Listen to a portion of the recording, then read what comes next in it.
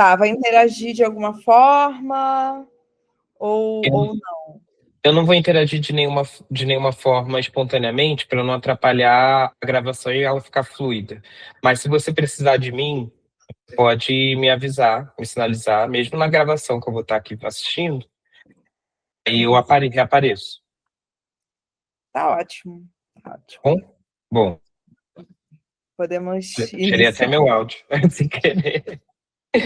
Então eu No vou desabilitar aqui. no meio aqui, só uma coisa. Eu vou começar a apresentar. Eu acho que eu vou me apresentar sem apresentação de slide, mas vai ter um momento que eu vou começar a apresentar. Aí pode ser que tenha questões. Não, qualquer coisa eu edito. Qualquer coisa eu peço para editar. Nem Tá, se preocupa. tá ótimo, maravilha. Vou começar aqui. Olá, bom dia, boa tarde, boa noite, a depender do horário.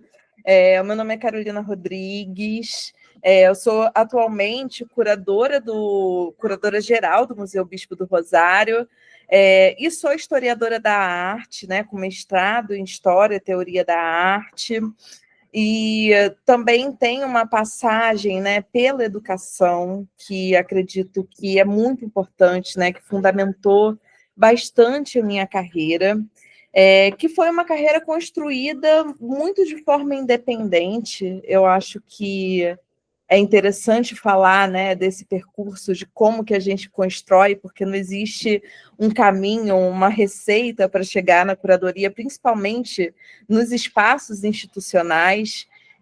Então, eu costumo dizer que foi uma carreira que começou, né, como uma guerrilha, né, se juntando com amigos, fazendo exposições de forma independente, até acessar a linguagem dos editais de fomento direto e indireto, e a partir da dominação dessa linguagem, né, e dessa articulação, conseguir construir projetos de forma independente até formar um portfólio, né, e estar apta e ter essa visibilidade institucional que permitiu que essas articulações elas se fizessem, né?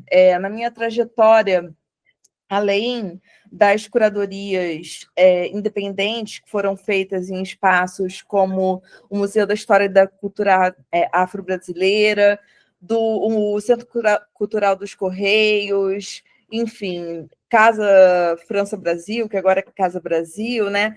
Enfim, além dessas curadorias que foram feitas nesses espaços com verbas específicas, eu também participei da concepção curatorial do Museu do Comércio do SESC, aqui no Rio, é um museu que ainda está em vias de abrir, e eu trabalhei como analista cultural na Firjan SESI, que eu acho que foi um instrumento muito interessante assim para conhecer os bastidores da gestão, né, do terceiro setor, da gestão de museus, e fui educadora também, né, no Museu Bispo do Rosário, fui produtora, enfim, eu passei por várias frentes de trabalho de chão de museu, né, que eu acho que foram fundamentais também para que a curadoria se fizesse como uma prática mais integrada, né, e mais articulada assim, com os diferentes setores da cultura. Enfim, até eu chegar nesse espaço, né, eu acho que essas experiências elas contribuíram para esse lugar de gestão que eu ocupo nessa instituição hoje, né? E acaba que é uma instituição, né, o Museu Bispo do Rosário, que é uma confluência de todas as pesquisas que foram desenvolvidas até então, né? Minha pesquisa ela é muito voltada para as fronteiras do sistema da arte, né, para questões de territorialidade, de gênero, de classe, raciais, principalmente, e questionando mesmo as categorias que foram construídas nessa história da arte, como a arte popular, arte naif, arte bruta, a própria arte afro-brasileira, né, que está aí passível de várias contestações. Então, o Museu Bispo do Rosário, ele é um museu muito paradigmático para que todas essas questões sejam analisadas. Eu vou abrir aqui uma apresentação, né, que eu acho que é muito importante para que se conheça, né, esse contexto dessa instituição. Deixa eu ver aqui. Bom, acho que a apresentação está indo certinho. Então, vou iniciar aqui. Então, a gente inicia, né, com uma obra de Arthur Bispo do Rosário, que é o Grande Veleiro, que para a gente simboliza também esse navegar contra a diáspora, né, esse navegar com agência, com desejo, e também essa escolha de caminhos que a gente vem traçando aí com essa tripulação que é a equipe e os conviventes do Museu Bispo do Rosário. Então, para poder entender também, né, o que é essa instituição e por que ela se diferencia do que a gente tem enquanto um museu tradicional, né, é importante dizer que é um museu do SUS. Isso torna realmente a dinâmica de funcionamento muito única, né? Ele é vinculado, ele integra, né, o Instituto Municipal de Assistência à Saúde Juliano Moreira, que é vinculado à Superintendência de Saúde Mental da Secretaria Municipal de Saúde do Rio de Janeiro. Então, embora ele esteja inserido nessa estrutura da saúde, é um museu de arte, de cultura, né, que tem ali nas suas atividades, né, abordagens que constituem a política museal, como a preservação de acervo, a difusão, pesquisa, enfim, além das exposições, eventos culturais, mas também é um museu que, por estar dentro dessa estrutura, ele vai pensar a partir de uma abordagem da integração psicossocial, né? E aí é uma abordagem muito inovadora do SUS, que não só traz a perspectiva clínica, mas uma perspectiva social mais abrangente, pensando no próprio conceito de saúde como vinculado a diversas outras dimensões da vida, né?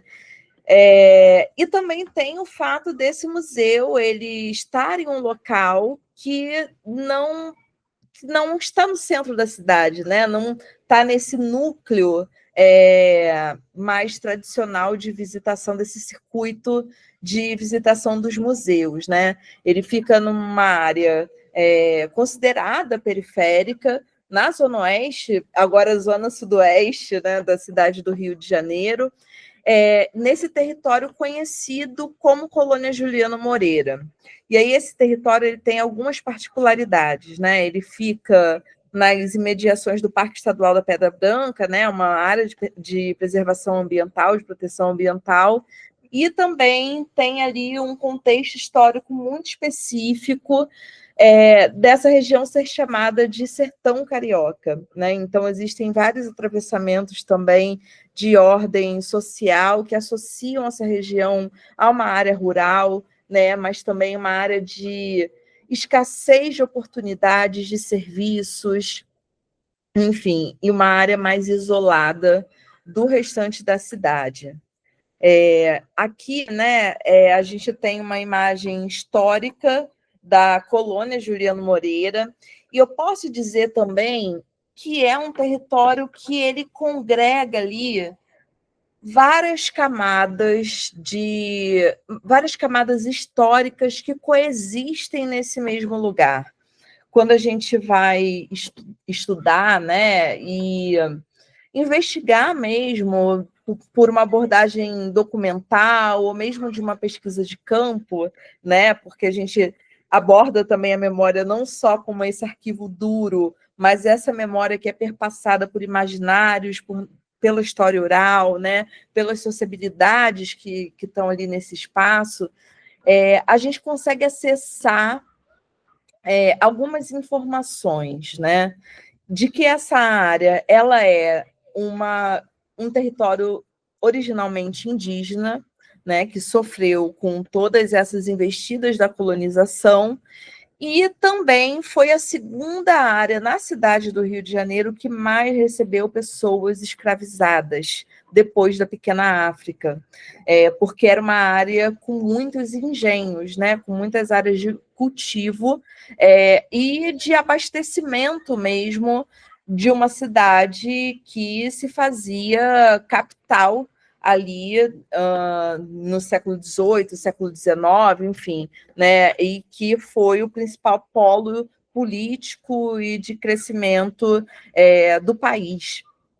Então, era essa região, né, que abastecia a cidade, e a colônia ela fica situada onde foi um engenho, né, um engenho de açúcar e de café, e aí a gente tem, né, um aqueduto que foi construído, aí essa tecnologia muito parecida com os arcos da Lapa, né, de distribuição, de irrigação para as plantações, né, de via de água.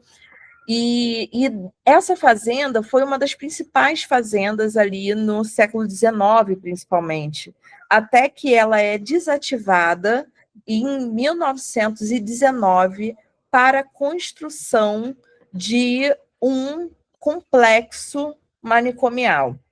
E aí esse complexo manicomial, ele tem diversas camadas, diversas dimensões. Por quê? No seu discurso de inauguração, o médico Rodrigues Caldas, né, o psiquiatra Rodrigues Caldas, ele vai dizer que esse seria um espaço para solucionar os diversos problemas de higiene da cidade. E aí ele vai citar, né, pessoas com problemas de alcoolismo, pessoas em situação de rua, é claro, né, usando as palavras da época, pessoas com questões de saúde mental, e ele vai dizer, né, aqueles que não se adequam ao comportamento esperado para um centro urbanizado e civilizado, e aqueles afetados pelos delírios do vermelho. E aí isso é muito interessante, porque ali naquela época já se denota uma perseguição política voltada, né, para um comunismo ali no iniciozinho do século XX, e isso tido como uma doença e uma ameaça à ordem social. Então, embora existisse uma abordagem médica, né, esse foi um território de exclusão, de apagamento das identidades, e principalmente considerando que existiam outros hospícios na cidade, né, como o hospício da Praia Vermelha, né, que era o Hospital Nacional de Alienados, como o hospício do Engenho de Dentro, que hoje é conhecido como Onise da Silveira. Enfim, embora existissem esses outros núcleos de internação, a colônia ela era tida como fim de linha, né, para onde iriam os casos considerados irrecuperáveis. E por isso também, né, é um lugar muito isolado até hoje do centro da cidade, né, um lugar com pouca oferta de transporte público, e que vou passar aqui para uma imagem mais atual, né, para vocês verem o que é hoje, né? Esse aqueduto, por exemplo, ele é tombado pelo IPHAN como um patrimônio cultural. A gente tem esse centro histórico, né, que conserva aí, na medida do possível, essas instalações dessa época. Mas aí esse espaço, né, hoje em dia, ele não é um espaço que tem internações, né? Foram 100 anos praticamente de manicômio, né, perpassado aí por denúncias de violações de direitos, né? Um espaço que chegou a reunir mais de 5.000 pessoas internadas ao mesmo tempo. A gente consegue, por exemplo, acessar reportagens de 1950, 60, cuja manchete dizia assim: Hitler teria inveja da colônia Juliano Moreira. Ou seja, era um verdadeiro campo de concentração, né, e de diversas violações. Então, ali, a partir dos anos 80, acontece a reforma psiquiátrica, né, os tratamentos eles vão sendo cada vez mais humanizados, embora muita coisa ainda acontecesse, até a gente chegar, né, em 2022, quando fechou o último núcleo de internação, né? Esses núcleos eles foram gradualmente sendo fechados e em 2022 a gente fechou esse último núcleo e a gente não tem mais hoje nesse território nenhuma internação de longa duração, né? Então essas instalações desse território que era do tamanho, assim, o núcleo de internação era do tamanho do bairro de Copacabana, por exemplo, né, com vários pavilhões de internação. Esses pavilhões foram se transformando em escolas, em hospitais, em centros de atenção psicossocial, em residências terapêuticas e principalmente nas instalações do Museu Bispo do Rosário.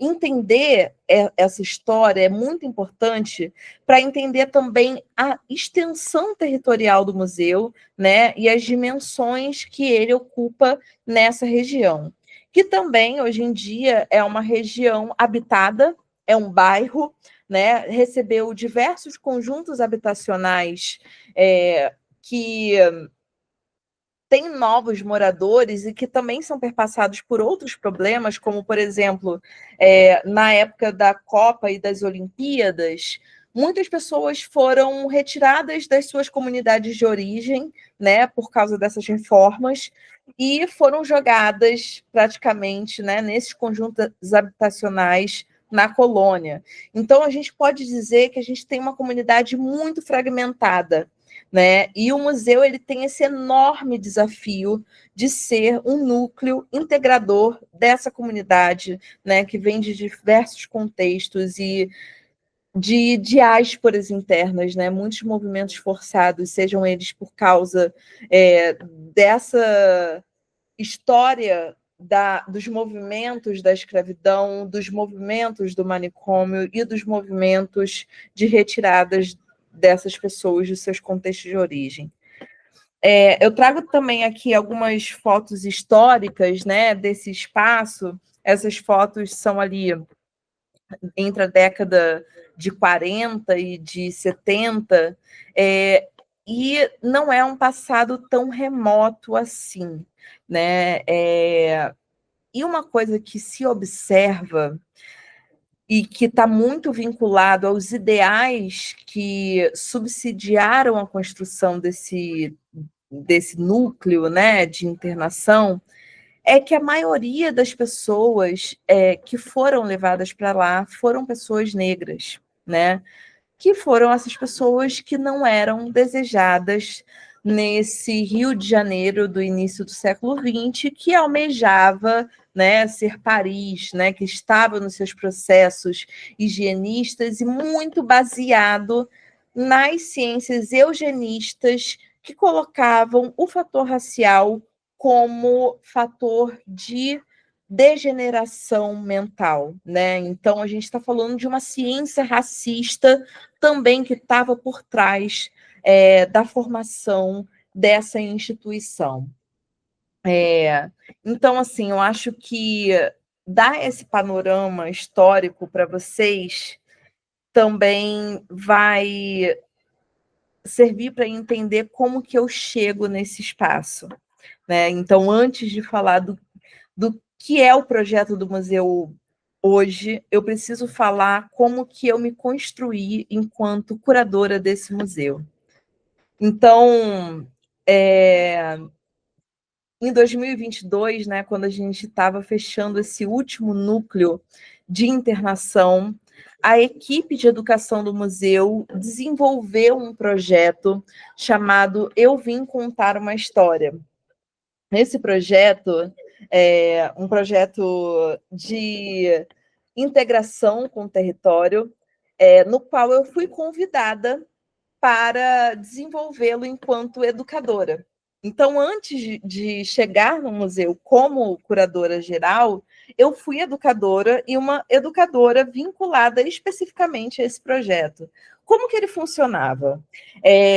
Existe a Escola Juliano Moreira, que fica bem próxima ao museu, e essa escola, no seu histórico, ela foi o núcleo de internação infantil.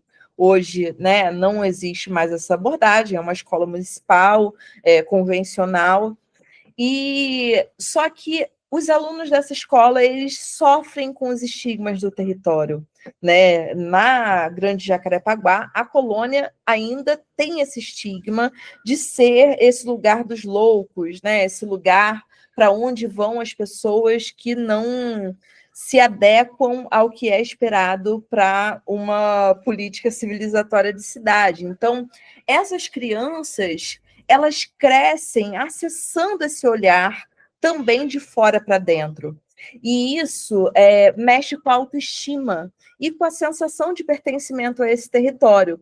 Assim como a gente tem também nessa escola essas crianças que chegam ali, né, muito desintegradas dessa história.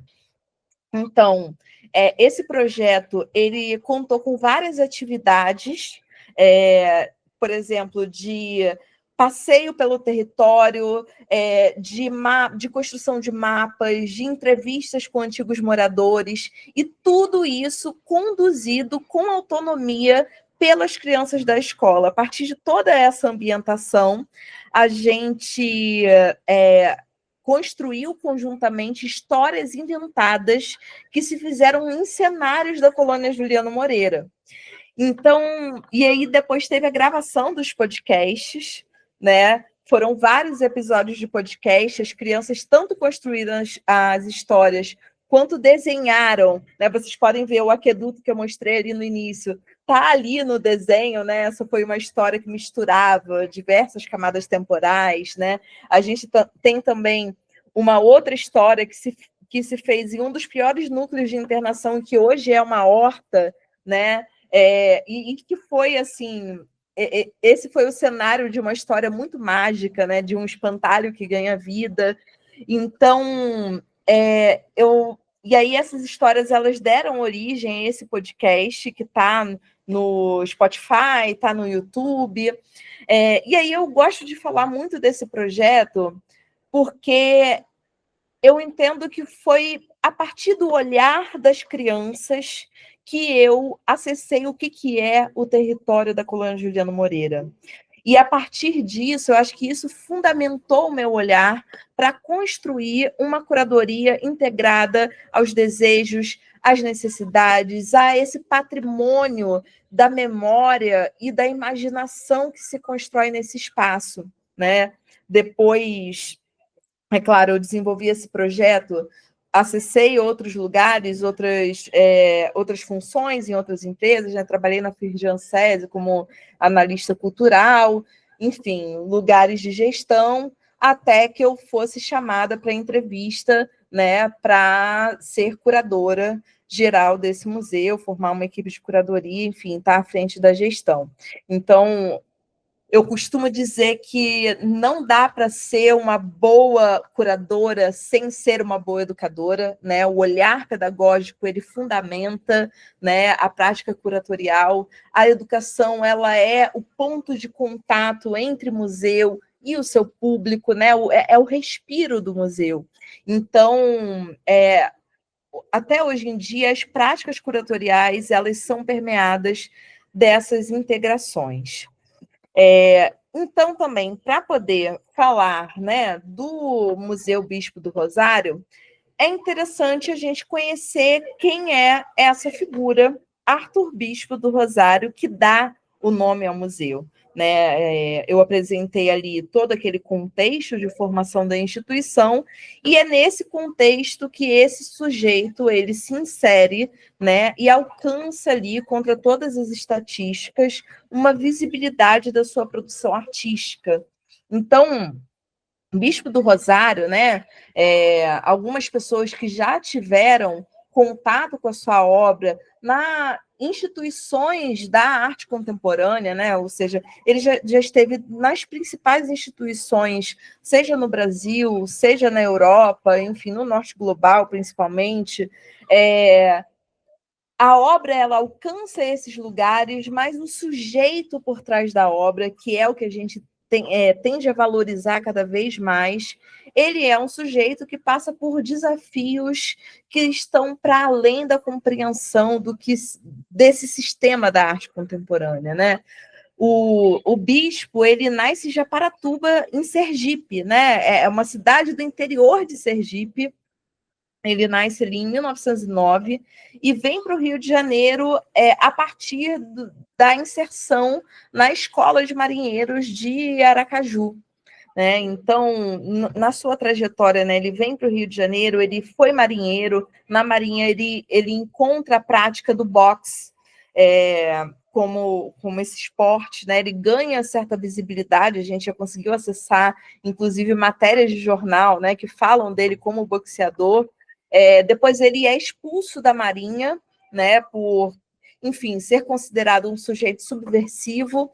Ele trabalhou na Light, né, numa empresa de energia como lavador de bondes, e ele sofre um acidente, né, um bonde passa por cima do pé dele, ele se torna uma pessoa com deficiência e ele não consegue mais exercer diversas funções que ele exercia, e vai trabalhar como empregado doméstico, né? Então, ele trabalhou numa fazenda, ele trabalhou na casa de pessoas, e aí enquanto ele era caseiro de uma casa em Botafogo, ele tem uma visão, né? No dia 22 de dezembro de 1938, ele vê 7 anjos que descem dos céus e revelam para ele que ele veio ao mundo para julgar os vivos e os mortos. Então, o bispo ele anda pela cidade por três dias, praticamente, e ele se apresenta ali na véspera de Natal no Mosteiro de São Bento, como aquele que veio, né, para julgar os vivos e os mortos, e os frades chamam a polícia para ele. A polícia encaminha ele, vê, né, um sujeito ali tomado pelo que eles entendiam como delírio, e encaminham o bispo para o Hospital Nacional de Alienados, onde ele foi diagnosticado, né, com a esquizofrenia paranoide. A partir daí, né, a partir de 1938, o bispo ele teve a sua trajetória capturada pela instituição manicomial, pela institucionalização. E ele vive ali esse encarceramento na maior parte do tempo na colônia Juliano Moreira, né? E aí, como eu falei, a colônia ela era esse lugar dos casos irrecuperáveis, e o bispo, além de parar nesse lugar, ele é encaminhado para o pior pavilhão de internação, que é esse pavilhão direcionado para os homens considerados perigosos. E ali ele fica internado numa solitária, né, isolado dos outros presos. A gente não chama de paciente, não é nem possível chamar de pacientes, né? A gente entende aí um paralelo à política de encarceramento da população negra, que também atinge esse sujeito adoecido pelos diversos atravessamentos de ordem territorial, racial, enfim, que ele vivencia na sua juventude. Então, assim, a partir desse lugar, né, eu costumo dizer que o bispo ele era marinheiro, ele era boxeador, ele jogava xadrez, então ele era um sujeito assim fenomenal, um sujeito muito estratégico, né? Ele aprendeu com a sua vida a desenvolver essas estratégias de sobrevivência. Então, ele nesse espaço onde as pessoas eram proibidas de possuir qualquer objeto, e a memória, né, ela era sistematicamente apagada, né? As pessoas tinham a sua identidade mesmo apagada. Ele trabalha ali, né, para cumprir a sua missão, que era apresentar todas as coisas construídas pela humanidade. E aí esse endereçamento, ele dizia que era para Deus, mas também era um endereçamento para a humanidade. Então ele fazia, né? Ele coletava objetos. Ele, com a reforma psiquiátrica, né, ele vai conseguindo também ter uma circulação por esse espaço, ele consegue mobilizar tanto outros internos quanto os próprios profissionais, né, os psiquiatras, os funcionários de diversas ordens dentro desse espaço. Ele consegue mobilizar e fazer com que essas pessoas elas ajudem ele a produzir a sua obra, né? Então ele coleta, ele ganha, ele faz trocas, ele executa pequenos serviços, seja serviços de limpeza, serviço de contenção de pacientes, né, que poderiam estar em crise, alterados. Ele, enfim, fazia muitas coisas. E a partir disso ele conseguia esses objetos, esses materiais, e com esses materiais ele produz e ele organiza a partir das palavras escritas e bordadas o seu próprio museu, né? Uma das práticas que é muito interessante é que ele desfiava os uniformes do manicômio e com esse material, né, ele bordava palavras, ele revestia objetos de fios azuis. Essa foto, né, tem um manto da apresentação, que hoje é considerada a obra mais importante do acervo, que foi feita com cobertor antigo. Enfim, ele foi ali produzindo um inventário, um verdadeiro inventário do mundo. E essas 1000 peças que ele elabora dentro desse espaço, hoje elas são consideradas patrimônio artístico, histórico, nacional, né? Então, são obras tombadas em 2 instâncias, pelo IPHAN e pelo INEPAC, e elas não podem ser comercializadas. Isso é muito interessante também, porque eu costumo brincar, né, que uma pessoa pode ter um Van Gogh, pode ter um Da Vinci, mas ela não pode ter um Bispo do Rosário, porque a obra pertence ao Estado, né? E o museu ele tem essa enorme responsabilidade de preservar esse acervo, que é feito de materiais muito frágeis, né? Então, entre as tipologias que o bispo ele desenvolve, a gente tem o que ele chama de vitrines, estandartes, vestimentas, faixas de mis, que eram faixas onde ele bordava todas as informações que ele tinha sobre países e estados, enfim, locais específicos, fichários, objetos revestidos com esses fios azuis, né, que eu falei que ele desfiava, e muitas embarcações, né? As embarcações elas são interessantíssimas porque elas também resgatam parte da própria biografia do bispo, né? Então, a partir dessa obra, ele compõe esse arquivo de coisas e palavras inventadas pela humanidade, né? Então, a sua obra ela é esse grande inventário da criação humana, e o museu ele recebe esse nome como um símbolo, né, da resistência que um sujeito pode ter, né, a sua capacidade de criar e de imaginar, mesmo nas piores condições de existência, né? E é isso que transforma, né, o sujeito em um ser humano, né? Isso que afirma a humanidade, isso que afirma a necessidade de que se respeitem as condições e os direitos mais básicos da existência humana, assim. Então, o bispo ele se torna também um símbolo muito grande da luta antimanicomial. E a partir desse legado de bispo e de todo esse contexto histórico, o Museu Bispo do Rosário ele se entende como um museu expandido, né, em que a concepção de arte ela ultrapassa essa materialidade e ela vai se consolidar nas práticas cotidianas de produção de sentido, de cuidado e das relações comunitárias. E aí, por que a gente fala que a arte ultrapassa a materialidade? Porque no nosso cotidiano não existe essa primazia, essa hierarquia entre objetos e pessoas, né? A gente entende como prática artística todas as atividades que são exercidas nesse espaço.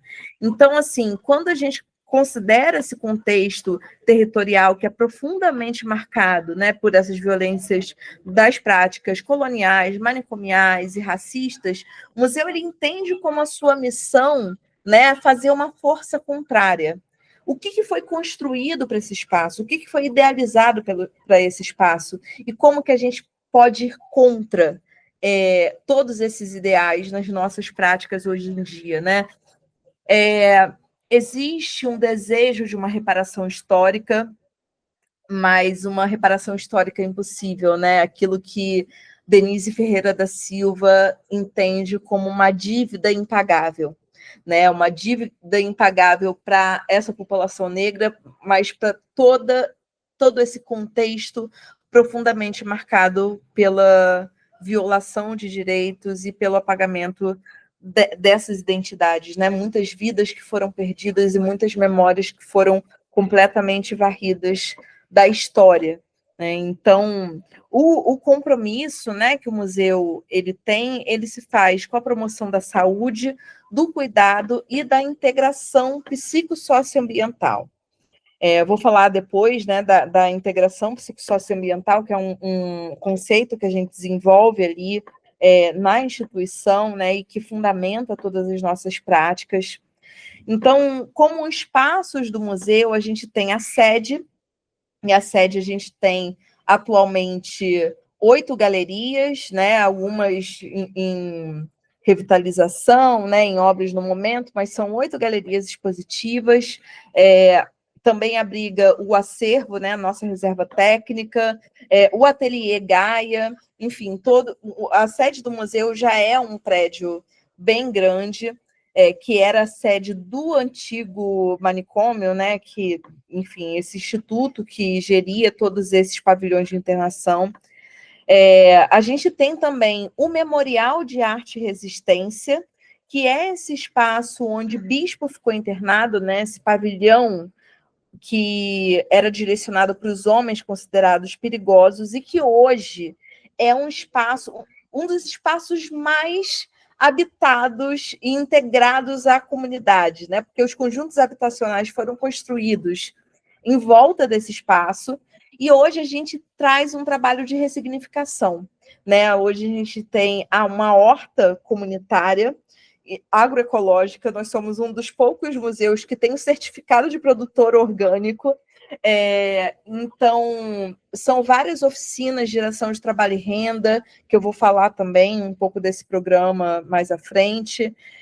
E também a gente preserva esse espaço histórico onde o bispo foi internado, né, que passou por um restauro, e onde a gente pode acessar também desenhos dentro dessa cela onde ele ficou encarcerado durante a maior parte da sua vida. A gente tem o Centro de Convivência e Cultura Pedra Branca. Esse Centro de Convivência e Cultura, ele integra também muitas atividades, né? Ele é um equipamento muito vinculado às práticas do SUS. Enfim, a população consegue acessar ali, né, oficinas de teatro, música, de escrita, de consciência corporal, de dança, pilates, enfim, são para mais de 10 oficinas que atendem não só a comunidade, mas também as pessoas que fazem uso dos serviços de saúde mental e da assistência social. A gente tem também o barracão da Dirce. A Dirce foi uma pessoa, né? Ela ainda convive com a gente, muito atravessada aí por esse contexto muito longo, né, de internação, e é um símbolo de resistência muito grande, e a nossa porta-bandeira do nosso bloco. O barracão, ele abriga o bloco, abriga também as oficinas de percussão e de adereço, né? A gente tem a produção de carros alegóricos, né? A gente tem um desfile de carnaval que passa pelas ruas da colônia. Então, é um espaço de de afirmação da vida também a partir dessas práticas, né? Também tem o reizado, enfim, vários cortejos que a gente entende estão muito relacionados também com a vida do bispo e as suas origens culturais em Japaratuba. E também temos o circuito histórico, né, esse centro histórico que é onde fica esse aqueduto e vários prédios históricos relacionados tanto ao engenho quanto às primeiras instalações da instituição, e que tem esses prédios tombados pelo IPHAN, tem uma igreja também tombada, que é a igreja de Nossa Senhora dos Remédios, e que a gente faz um percurso de visitas mediadas também por esse espaço a céu aberto, né, numa perspectiva crítica sobre todo esse contexto histórico. Aqui eu trago algumas imagens, né, das nossas práticas cotidianas. Então, a gente tem também o café com vizinhos, que a gente faz uma vez por mês, que integra bastante a comunidade, cada um traz um lanche, a gente tem ali várias atividades que acontecem paralelamente. Nós temos um festival, que é o Festival Mostra Mais, que privilegia principalmente artistas da Zona Oeste, mas que vai integrar música, teatro, diversas linguagens, as nossas exposições, enfim, tudo o que é construído cotidianamente com essa comunidade. Então, tudo isso se constrói a partir desse conceito de integração psicossocioambiental. E o que é esse conceito, né? É uma proposta que o museu tem de desenvolver, através da educação, da arte e da vivência de um território, questões relacionadas à preservação e ao cuidado do meio ambiente, entendendo, né, essa relação entre a saúde individual, coletiva e ambiental. E aí, quando a gente fala de saúde individual, a gente também diz que não existe uma separação entre a saúde mental e a saúde física, por exemplo. Quando a gente está trabalhando com a horta e a gente está desenvolvendo alimentos orgânicos, a gente está cuidando ali nas práticas cotidianas da coletividade, de todos os conceitos políticos, inclusive, da agroecologia, né? A gente está cuidando da sociabilidade, a gente está abordando práticas terapêuticas também que se fazem no cuidado com a terra, e a gente está cuidando do corpo. E dentro das práticas da horta também existem atividades artísticas, né? A gente também insere conceitos artísticos que estão relacionados a esses fazeres, né?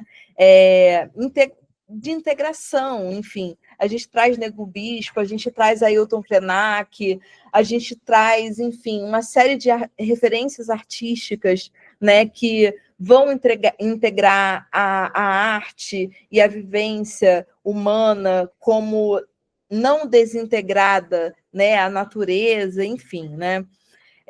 E aí a gente tem também, com esse conceito, uma forma de organização institucional que está totalmente vinculada, né? Porque a gente compreende as práticas curatoriais, artísticas, educacionais e psicossociais como convergentes, transversais e não hierarquizadas. Então, a gente, com isso, né, a gente entende que o museu ele não é formado por setores, a gente entende que, por exemplo, a articulação territorial, ela não é uma responsabilidade estritamente da educação, ela é uma responsabilidade da curadoria. Então, a curadoria está lá dentro da oficina de bordado, a curadoria está mexendo com a terra. Enfim, os curadores do museu, eles fazem realmente um trabalho de campo, né, e entendem como prática curatorial toda essa abordagem que se faz na convivência.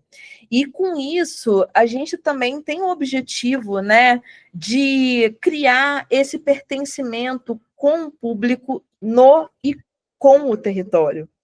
Então, eu vou falar um pouquinho como que isso se dá na prática, né, um pouco mais para frente, mas até os próprios conceitos da museologia, nossa política de acervo, ela está muito ligada a essa vivência, né? Todos os profissionais, eles precisam estar inseridos dentro das nossas ações de convivência, entendendo que as competências técnicas, elas só fazem sentido quando elas estão integradas a essas questões de ordem social. Trouxe aqui mais algumas imagens, né? Seu Arlindo, que é um artista que encantou no ano passado, mas que foi assim uma grande referência, foi contemporâneo ao Bispo, esse que está dançando aí, e que foi uma pessoa que viveu por mais de 50 anos também na Colônia Juliano Moreira, e que ali, perto do fim da sua vida, ele fazia performances em todas as exposições, né? Uma grande inspiração de afirmação da vida, de sonhos. Ele se afirmava como o maior dançarino de bolero do mundo, e hoje todo o seu acervo, que é um acervo incrível, essas imagens aí do canto superior direito, elas são imagens de obras do seu Arlindo. Hoje todo o seu acervo, assim como o acervo de Bispo, faz parte do patrimônio do museu, né? Então, fotos da nossa horta, dos nossos artistas em residência, em imersão, também dentro das nossas práticas curatoriais, algo que é muito importante é que para produzir obras sejam comissionadas, ou até numa relação de empréstimo também, os artistas eles passam por um programa imersivo que se faz dentro do museu. Então, é isso, né? Tudo vai estar perpassado pela integração com o território. A gente tem aí no canto inferior direito o André Higino, que desenvolveu um projeto magnífico para a exposição dos 100 anos da Colônia Juliano Moreira, que integrou os alunos da Escola Juliano Moreira. Então, mesmo nas práticas de artistas externos, a gente estimula bastante, né, que existe essa participação com o território, na produção das obras, enfim. Eu estou ali conversando com o nosso coordenador de acervo. Deixa eu passar aqui. E aí, uma das práticas que eu acho que se diferencia muito também das práticas museológicas convencionais é o nosso programa de geração de trabalho e renda. Por quê? Porque é claro que os museus hoje em dia, mesmo os museus hegemônicos, né, que tem ali, que tem uma tradição de práticas tradicionais, todos os museus, né, que estão integrados às inovações contemporâneas, eles buscam essa integração com o território. Só que o programa de geração de trabalho e renda, ele aborda algo que é fundamental para a saúde comunitária, que como o nome mesmo diz, a geração da cidadania a partir da sustentabilidade financeira também. Então, ele surge, né, por esse compromisso de estabelecer essa rede de sustentabilidade e autonomia envolvendo a comunidade. Então, a gente está muito integrado dentro dos princípios da economia solidária, do comércio justo. A gente tem profissionais voltados para esses campos. E como que a gente funciona? A gente tem diversas cadeias produtivas que se retroalimentam. A gente tem as oficinas de mosaico, de bordado e de costura, por exemplo, que vão abastecer a lojinha do museu a partir de pesquisas no acervo, né? Então, a curadoria também fornece elementos, né, para a construção do design de produtos, né, desses produtos que vão ser elaborados com a comunidade. Na loja, a gente também tem pessoas da comunidade trabalhando e comercializando esses produtos. A horta, por exemplo, a gente vai ter a comunidade trabalhando ali intensamente, e é uma horta, gente, que conta, né, dentro do nosso corpo de funcionários com engenheiros ambientais, com pessoas extremamente qualificadas, parcerias também com a Fiocruz, com a rede de agroecologia. Então, é um trabalho muito bem estruturado em conhecimentos técnicos, que tem a participação da comunidade, que ali adquire conhecimentos numa abordagem educativa, mas também gera renda a partir da venda dessas hortaliças que são produzidas ali. E aí, essas hortaliças, elas também abastecem o bistrô do Bispo, que é o restaurante do museu, que serve alimentos orgânicos a preços populares. E no bistrô do museu, a gente tem também a participação dessas pessoas da comunidade, trabalhando na cozinha, trabalhando na recepção, enfim, trabalhando na organização desse espaço. O bistrô também fornece, faz o trabalho de buffet para outras instituições, enfim. Então, essa elaboração, né, aí, por exemplo, a horta que abastece o bistrô, as oficinas que abastecem a lojinha, tudo isso, né, é toda uma prática integrativa que traz oportunidades de trabalho para essas pessoas. E aí, por que isso é importante também, pensando as tecnologias de integração comunitária do SUS? Porque a gente trabalha com participantes que muitas vezes foram essas pessoas que passaram décadas das suas vidas em contexto de internação e de isolamento social. E que são pessoas que não encontram oportunidades no mercado de trabalho formal, por causa dessas violências que a instituição cometeu contra elas e porque a nossa sociedade, ela é uma sociedade psicofóbica que não agrega no seu funcionamento, né, social, diferentes formas de existir no mundo, né? Não agrega as neurodiversidades.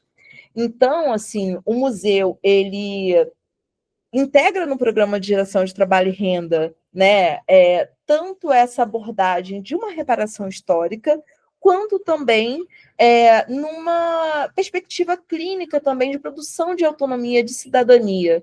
Muitas dessas pessoas, elas estão tendo pela primeira vez a oportunidade de construir suas casas, né, de ter uma moradia para si, de ter posses, porque no manicômio não se podia ter objetos, né? Então, assim, essa relação de pertencimento, ela se faz também a partir desse instrumento. Então, o programa de geração de trabalho e renda, ele está inserido nos próprios projetos curatoriais, eu vou mostrar exemplos depois, né? E também nos projetos pedagógicos do museu. E busca proporcionar, né, como eu falei, esse espaço de aprendizado, convivência, de partilha, de cuidado, de criação e de pesquisa, né? A pesquisa também, como uma prática curatorial, ela está totalmente integrada com esses participantes. Então, são grupos heterogêneos, né? A gente tem pessoas, por exemplo, que já têm uma prática artística bem consolidada, tem pessoas que estão ali iniciantes, e a gente vê nessas trocas também algo muito interessante, né? De muita riqueza, né? Então, opa, acho que eu passei aqui, deixa eu voltar os slides. Então, assim, dentro do programa de geração de trabalho e renda, a gente tem o que eu chamo de projeto prioritário dentro do Museu Bispo do Rosário, que é o Ateliê Gaia, né? Ele integra também o programa de geração de trabalho e renda, mas ele está dentro da coordenação de educação e arte e da gestão curatorial do museu. O ateliê, ele é esse espaço de arte, de criação, de formação, convivência e autonomia, né, vinculado ao museu, que atualmente ele é integrado por 12 artistas cujas trajetórias encontraram, né, tem diálogos com os serviços de saúde mental. Então, a partir desse programa, né, e aí a gente tem, inclusive, dias de ateliê aberto, a gente não pensa o ateliê, inclusive, como um ateliê terapêutico, a abordagem não é essa, ele é um ateliê que tem o objetivo de profissionalização, de inserção no circuito da arte. Então, assim, com o desenvolvimento desse projeto, a gente teve... Esse ano foi um ano, inclusive, muito próspero, assim, que a gente colocou realmente o Ateliê Gaia como um projeto prioritário para o museu. Só um minutinho que apagou aqui a luz e eu estou acendê-lo de volta. Mas, enquanto um projeto prioritário para o museu, a gente, nas próprias parcerias com outras instituições, a gente apresentou esse programa.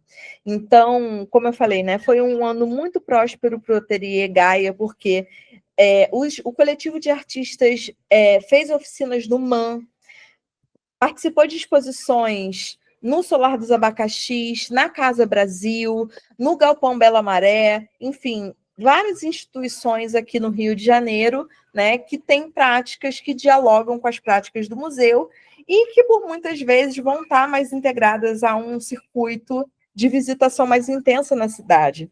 Então, um dos desejos, e aí eu acho que isso também fala sobre como que a equipe curatorial vem desenvolvendo as suas prioridades na instituição.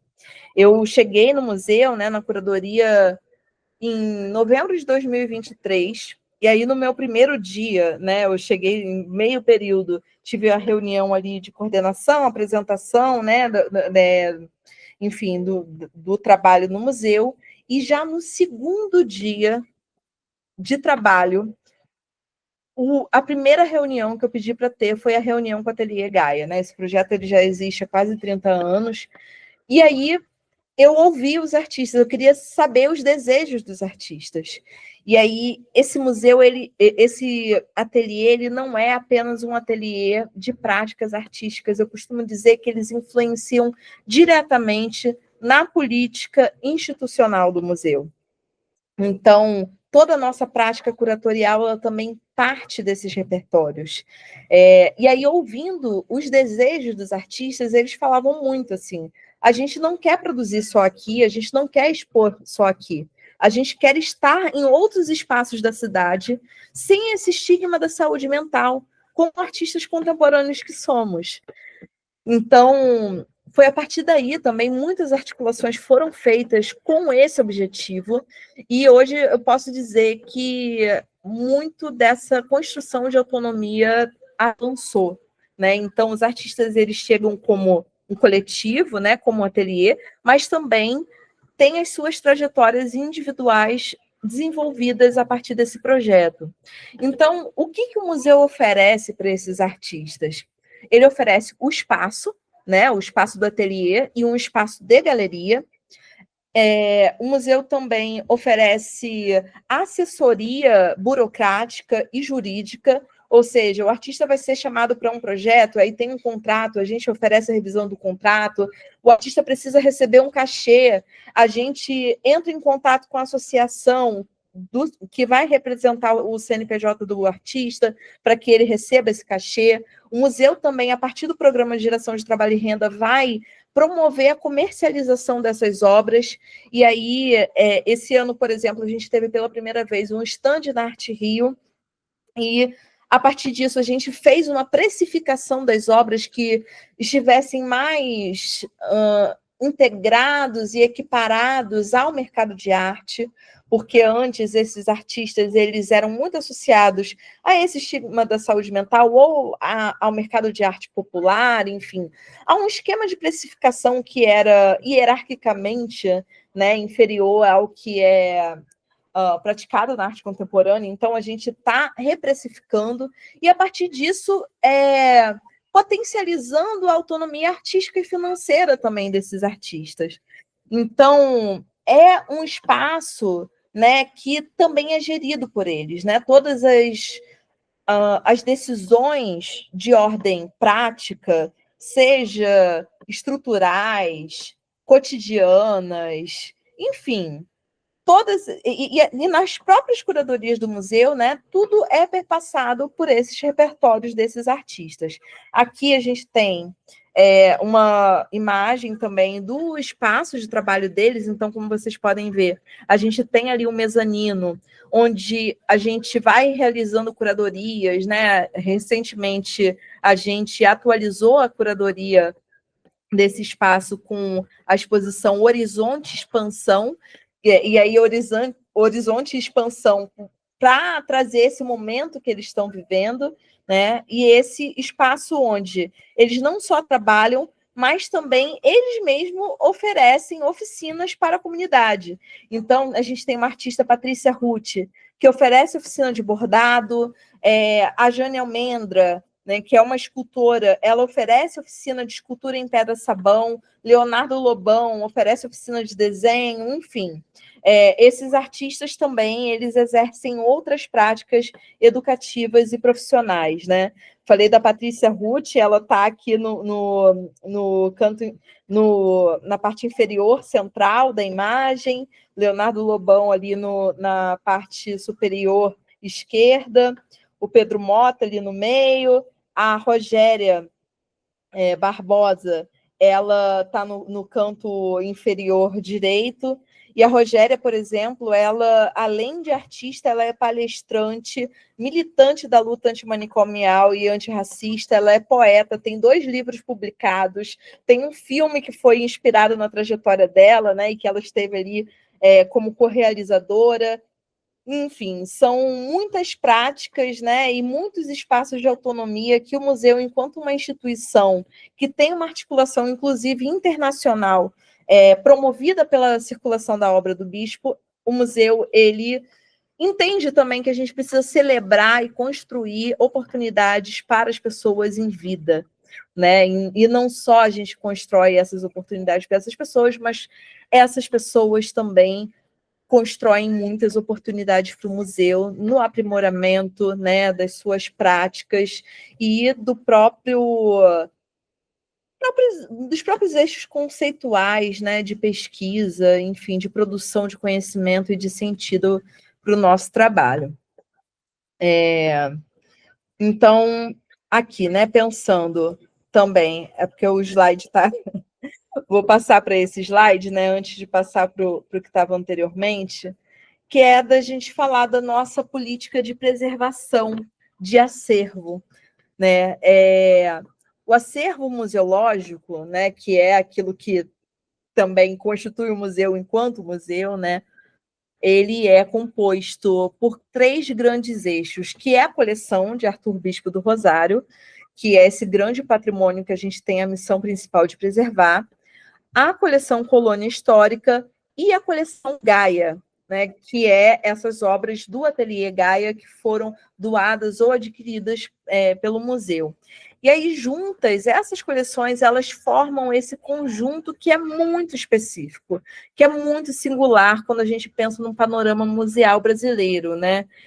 Não só pela característica dos materiais, assim, e aí tratar o acervo de Bispo é assim, um desafio enorme para o campo museológico e da conservação, mas também por essa densidade simbólica, por essa importância política que esse acervo tem, e essa potência crítica realmente que contribui para o próprio sistema das artes visuais, que, embora muitas questões sociais, identitárias, elas tenham tomado espaço, sabe? Muitos grupos sociais, eles têm atingido lugares importantes no sistema da arte.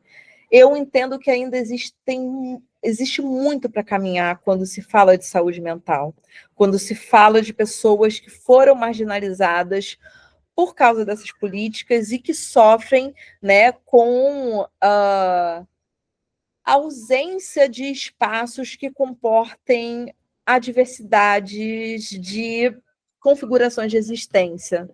Então, falando aqui, né, mais especificamente da nossa reserva técnica, a gente tem a nossa museóloga Márcia Nascimento, que é assim uma referência na conservação de texto, né, que tem aí viajado para as políticas de empréstimo do acervo, e se afirmado também como uma grande liderança nesse campo, como courrier, enfim, cuidando ali para que a obra ela esteja inserida em todas as regras que a gente precisa respeitar, né? Seja de luminosidade, de inclinação, enfim, a obra, por ela ser um patrimônio tombado e ser muito frágil, ela tem ali uma densidade de exigências do campo expográfico que são muito difíceis de serem respeitadas pelas instituições que pedem as obras emprestadas.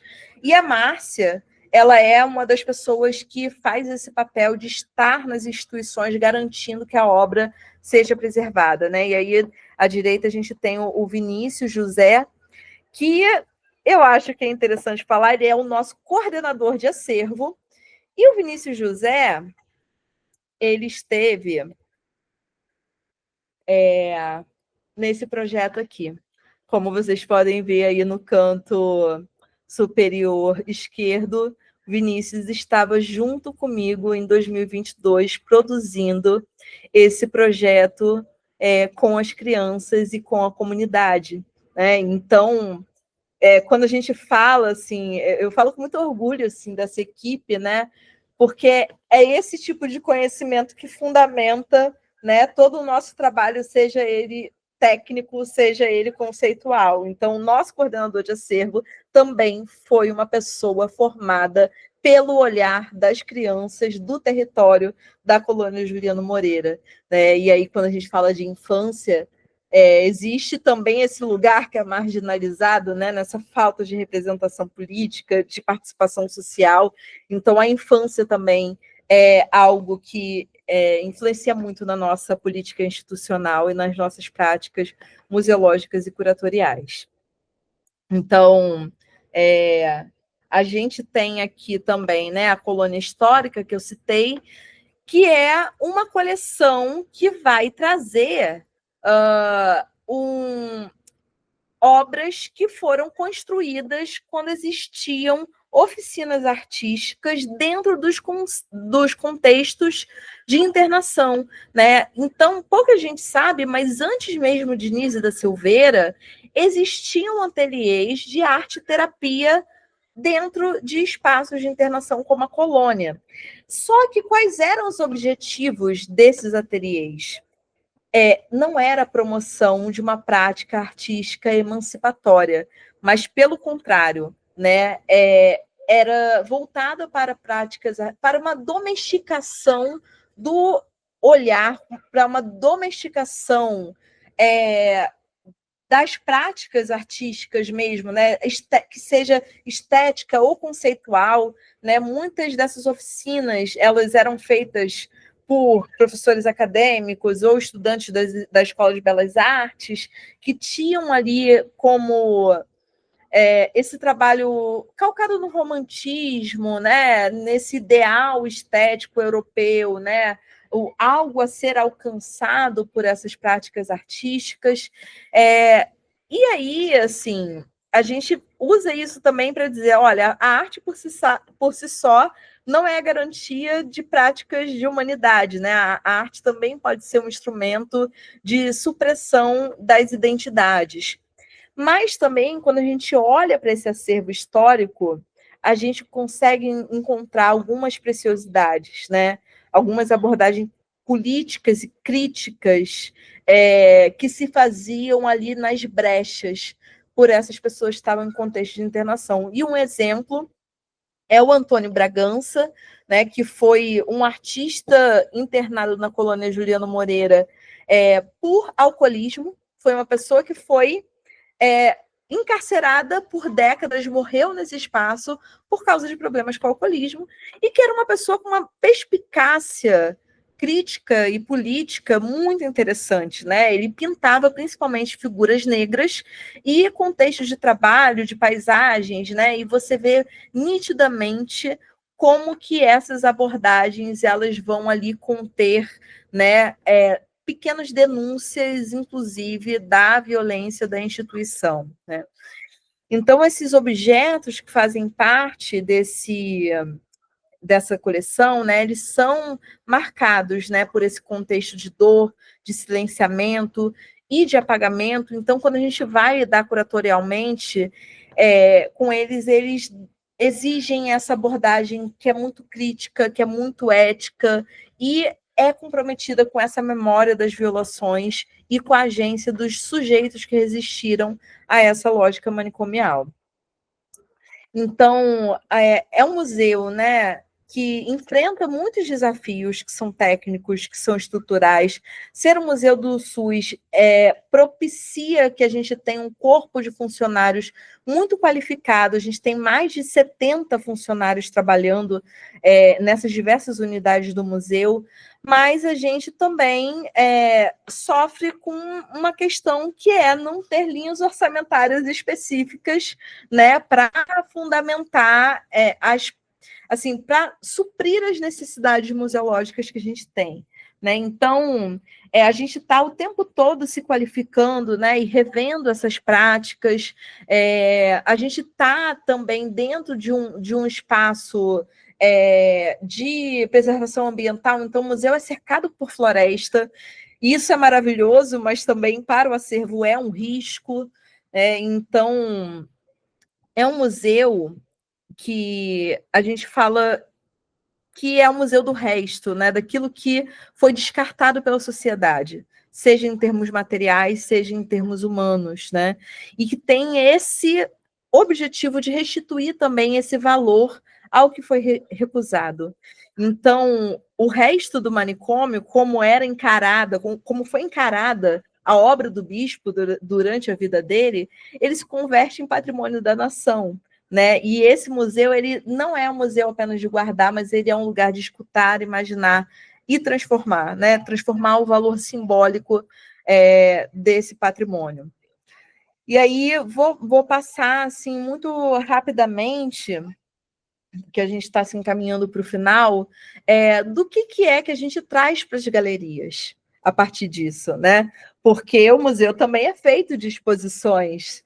E aí eu falei de uma prática curatorial mais ampliada, mas a gente também tem que pensar como que isso se converte nos espaços expositivos. Aqui eu trago uma imagem da exposição Um Muro no Fundo da Minha Casa, que foi uma exposição que a gente fez individual do bispo, mas que ela pensava conceitos relacionados a pertencimento, patrimônio e territorialidade, né? Então, esses 3 eixos foram objetos de discussão para a trajetória do bispo, porque o bispo produziu muitas ferramentas de trabalho com a terra, muitos objetos domésticos, mas o bispo nunca teve uma terra sua, né? Nunca teve uma propriedade.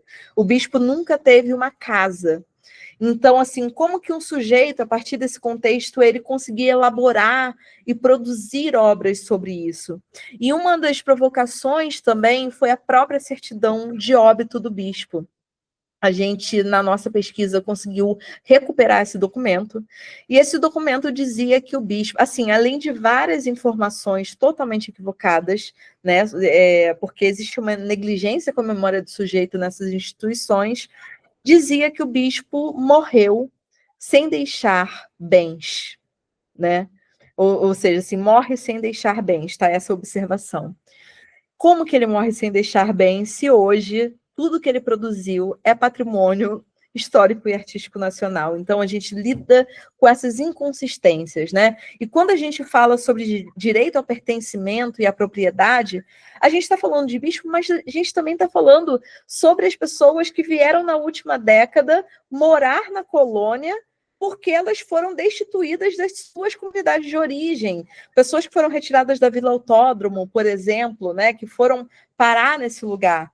E então, como que pessoas, a depender da sua classe, da sua raça, da sua etnia, do seu gênero, enfim, como que essas pessoas podem ter direito a território e ao pertencimento? Então, como vocês podem ver, né, é uma discussão política densa que vai integrar as obras do bispo aos interesses da própria comunidade, né? Então, é uma curadoria que vai estar muito atenta a essas demandas e também, a partir dos objetos que a gente expõe, a gente tem o objetivo de construir, de acessar as memórias afetivas e construir essa relação de conforto com o espaço museal, que não foi um espaço para acolher a diversidade de existências, né? Então, a gente está falando de uma comunidade que, se não for o Museu Bispo do Rosário, está a dezenas de quilômetros de distância do museu mais próximo, né? Onde as pessoas não têm essa prática de visitação. Então, é um desafio. Mesmo o museu estando ali na vizinhança, é um desafio que as pessoas acessem a galeria como esse lugar de pertencimento, né? Então, a gente está muito atento a isso também na nossa prática expositiva. E aí, algumas estratégias também são elaboradas a partir disso. Nessa imagem, a gente tem a Natê Rocha e a Giovana Mello, que fazem parte da equipe de curadoria, né? E aí eu acho que é interessante dizer, nessa imagem não tem o Gabriel Reis, que fez parte da primeira equipe curatorial, e nem o Rafael Amorim, que hoje faz parte também, né? Um artista. É um museu que tem uma equipe curatorial formada por 4 pessoas negras. E isso realmente também não tem precedentes, né, na história museal brasileira, né, uma equipe de 4 pessoas negras.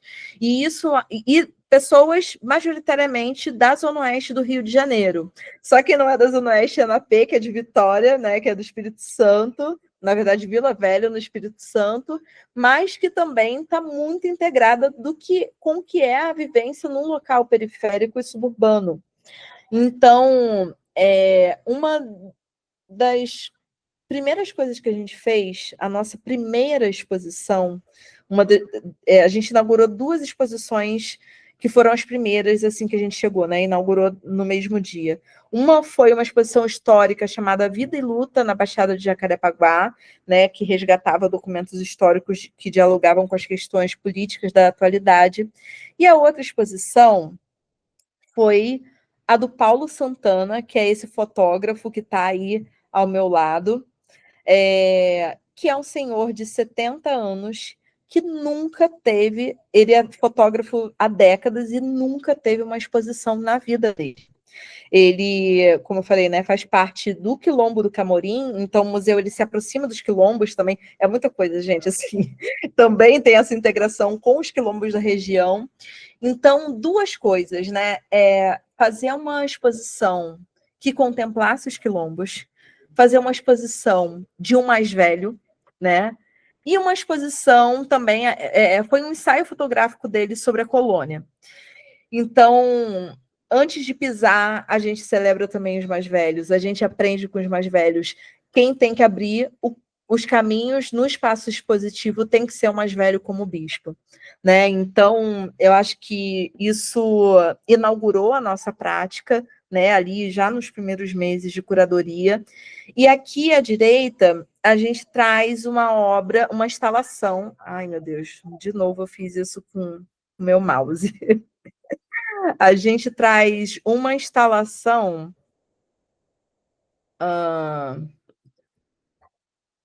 para a exposição dos 100 anos da colônia Juliano Moreira, e essa instalação ela foi feita pelas mulheres, pelas senhoras da oficina de bordado e de mosaico do nosso Memorial de Arte e Resistência, né?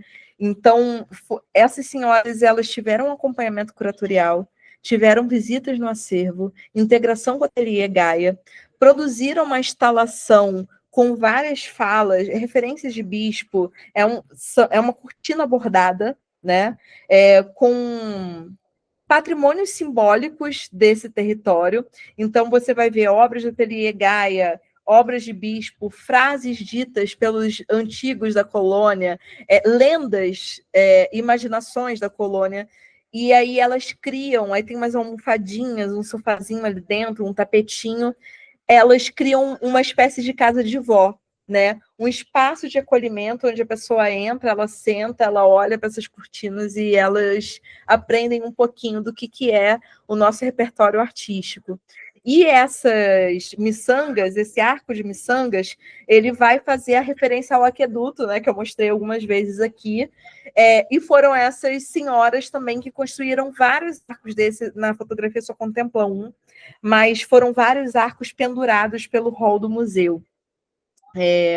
Então, muitas dessas pessoas sequer tinham pisado no museu anteriormente e elas compuseram a maior exposição que esse museu já viu, né? Foi a maior exposição da história do museu, ocupando 3 andares com mais de 400 obras, e foi uma exposição assim com muita visibilidade também, porque era a exposição de um centenário, né? E aí, eu acho que é importante falar de uma abordagem também que a gente trouxe para essa exposição, que foi trazer o estandarte do bispo, que se chama o Mapa da Colônia Juliano Moreira, né? Esse mapa, ele é muito simbólico, porque, como eu disse, o bispo foi uma pessoa encarcerada. Só que ele produziu, a partir de um lençol antigo e com os uniformes desfiados, ele produziu toda uma cartografia desse território. E com essa cartografia, ele indica os principais pontos. Ele vai falar onde é a casa do médico, onde é a sede do museu, onde está o aqueduto aqui. Não sei, eu acho que não dá. Dá para ver o meu mouse. Tem aqui o aqueduto da colônia, que ele também colocou, o centro histórico, enfim. Essa foi a principal obra da exposição, junto com outro estandarte, onde ele fala que precisa dessas palavras escritas, né, que afirma ali a potência dele e a necessidade de criação. E aí a gente trouxe um documentário do Hugo Denizar, em que o bispo, ele, em primeira pessoa, explica essa obra. É, assim, uma preciosidade esse documentário, a gente trouxe um recorte dele, em que o bispo ele vai apontando cada lugar da colônia. E aí, a equipe que estava acompanhando, ela falou, ué, bispo, você conhece?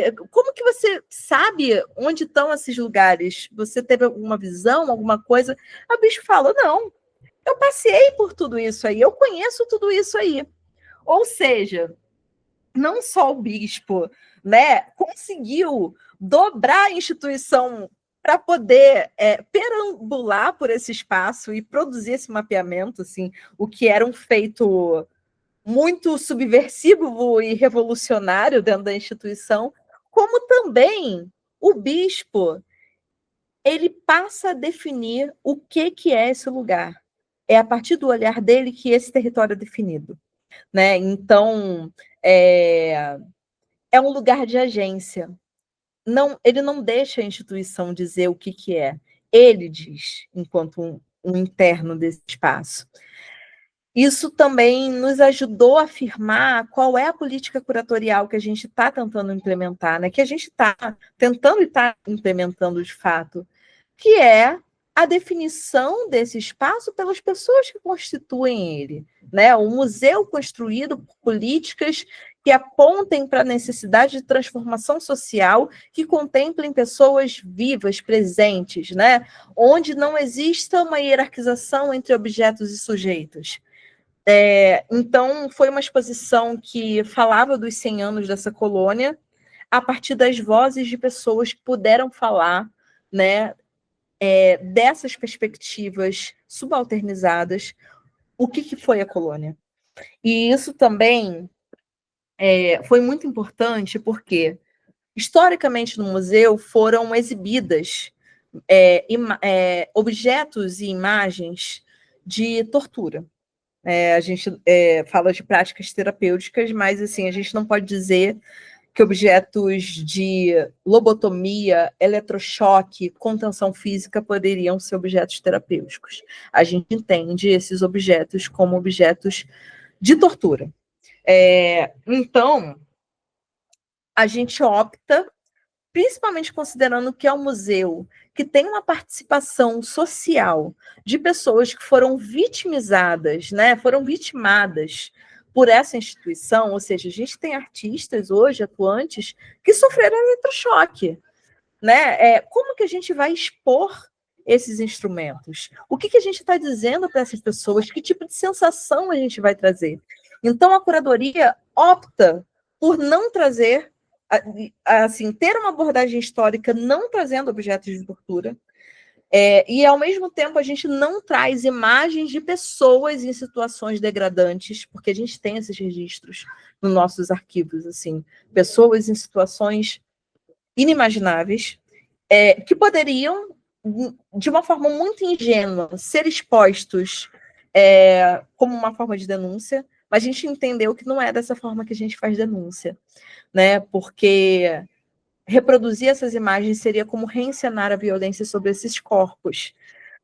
Então, a nossa abordagem curatorial, ela foi pela via da história oral. A gente fez com que as próprias pessoas elas contassem da forma como elas gostariam de contar as histórias que aconteceram ali, sem fetichizar, sem criar uma pornografia da violência. Então, a voz de Bispo, a voz da Estela do Patrocínio, a voz de Patrícia Ruth, de Leonardo Lobão, de todas essas pessoas, das senhoras da oficina de bordado, a dona Neide, dona Cleusa, da Claudinha, enfim, todas essas pessoas constituíram, né, coletivamente o que é esse espaço, o que significa o centenário da colônia. Também tivemos a participação das crianças, aquele projeto, né, do podcast.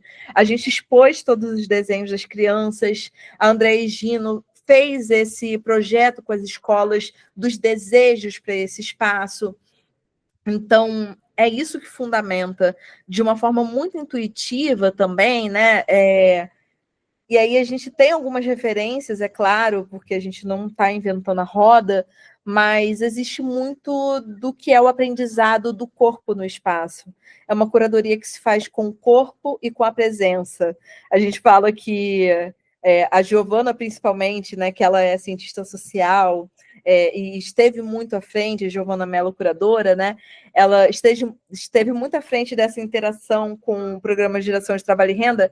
Ela hoje em dia borda, faz crochê, faz tricô, né? Então, assim, porque a prática curatorial se fez ali, ó, com as mãos e com as histórias que surgiam no fazer, né? Então, isso é muito do que fundamenta a nossa prática.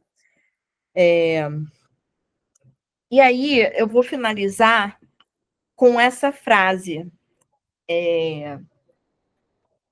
Abaixo vocês vão ver, né, um trabalho de azulejaria que está há muitas décadas na sede do prédio e que a gente não pode desfazer ele justamente porque ele é patrimonializado. Essa azulejaria foi feita ali nos anos 40, 50, talvez, e traz uma frase que era uma frase muito repetida, que está em vários portais, em vários espaços históricos da colônia, que é praxis omnia vincit. O trabalho tudo vence. Essa frase, ela encontra reverberações, inclusive, nos campos de concentração nazista. Foi uma frase utilizada, repetida exaustivamente como um slogan da instituição, para justificar o trabalho forçado que era imposto a muitos desses pacientes que estavam ali, né? Muitos desses internos. A gente tem registros de pessoas que foram forçadas a abrir estradas, a construir estradas. Eram diversos os trabalhos que essas pessoas eram submetidas, reencenando, inclusive, né? Como eu mostrei ali nas primeiras imagens, as próprias memórias da plantação, né? O trabalho escravizado e forçado.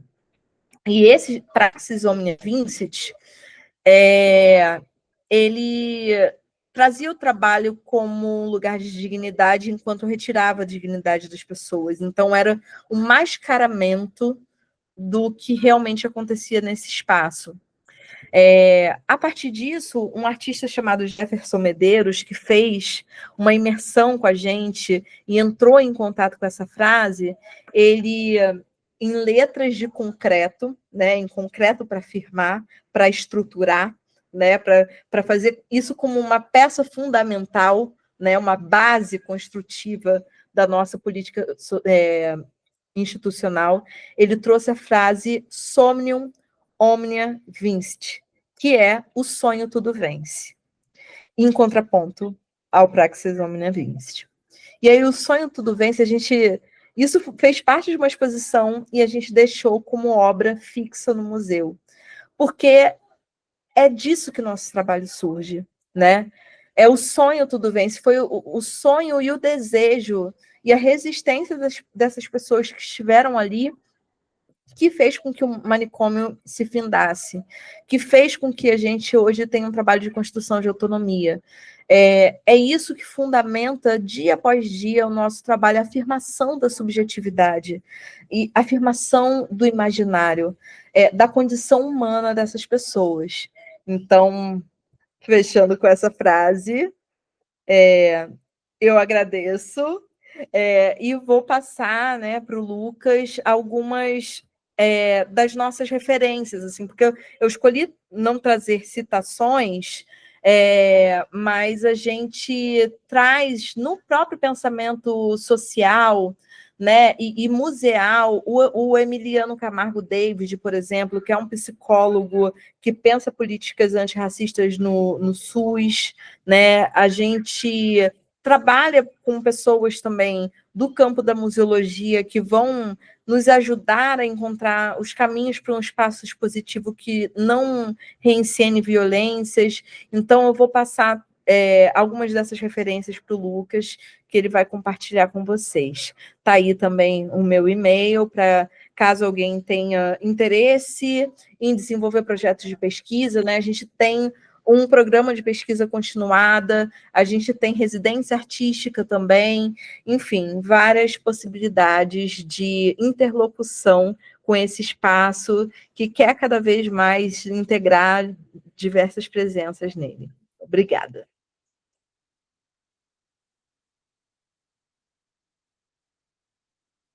Falei muito?